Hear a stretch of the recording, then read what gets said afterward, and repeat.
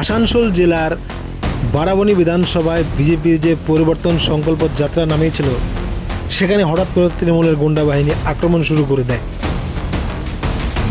তবে একটা জিনিস ভালো দেখলাম, সেখানকার বারাবণীর এক নেতা, নাম আমি সঠিক চিনি না, অরিজিৎ রায়, এই ছেলেটা বেশ ভালো খাটছে, তৃণমূলকে তাড়া করলো, পুলিশের ওপর পুলিশকে আঙুল দিয়ে দেখিয়ে দিল বিজেপি কিন্তু আর চুপ থাকবে না। ভাই, তৃণমূল যে সমস্ত তৃণমূলের গুন্ডারা আক্রমণ করেছিল তাদের কিন্তু তাড়িয়ে মারলো আজকে এই অরিজিৎ রায় নামে এই ছেলেটা। বেশ ভালো নেতা, হাতে যে পতাকাটা ছিল সেটাও ছিল বাঁশের, মানে আজ পিটিয়ে দিত এই অরিজিৎ রায়।